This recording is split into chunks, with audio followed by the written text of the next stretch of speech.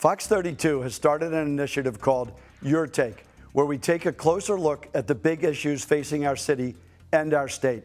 Except this time, it's you talking and we're listening. Recently, we got your take on the biggest election ballot issue facing voters this fall, the Illinois Fair Tax Amendment. The Fair Tax goal is to change Illinois from a flat income tax state to a graduated income tax state. That means taxing higher income residents at a higher rate compared to middle to lower income residents. Sounds simple, but it's not. There's many layers to how the fair tax will work. In fact, in a recent Fox 32 poll, 1/5 said they didn't know enough to say if they were for or against the fair tax. And that's months and months of fair tax ads running. Now here's your take on the Fair Tax Amendment. It's giving the state government the ability to tax almost what they see fit tomorrow. The people who make $25,000 to $30,000 should not be paying the same tax as someone who makes $300,000 or more. The rich will leave Illinois. We already know we were in a deficit previous to COVID. If we don't start here, where? After listening to your take, let's run down the key pros and cons of the fair tax. The pros: it's fair. Wealthy households simply have the ability to pay more in taxes without being affected as much as the lower and middle class.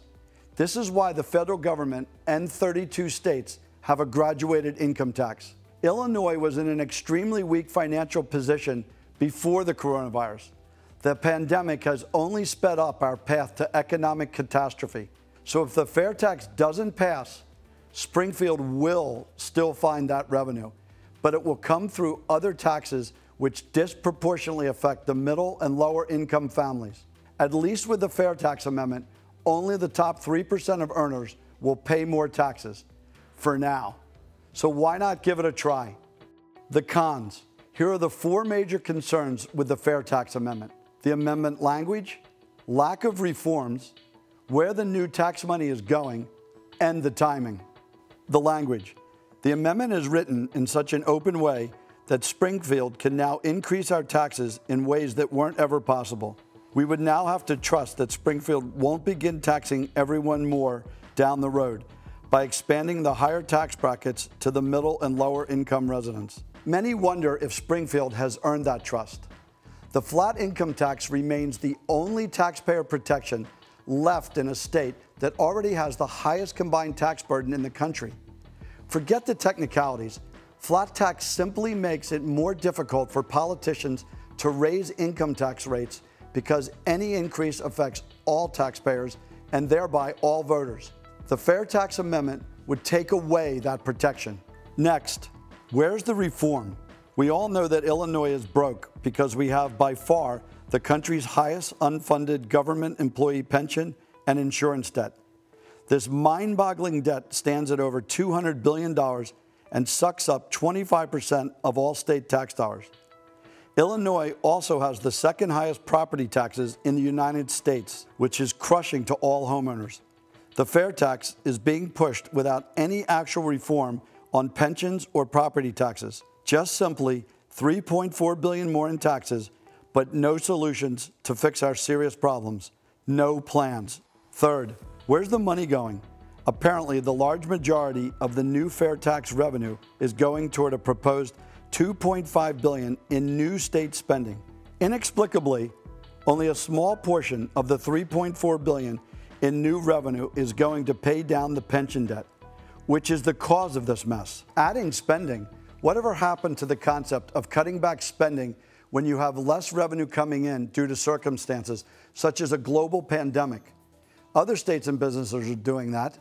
For example, Ohio cut spending by $250 million to help make up for the budget shortfall caused by the pandemic.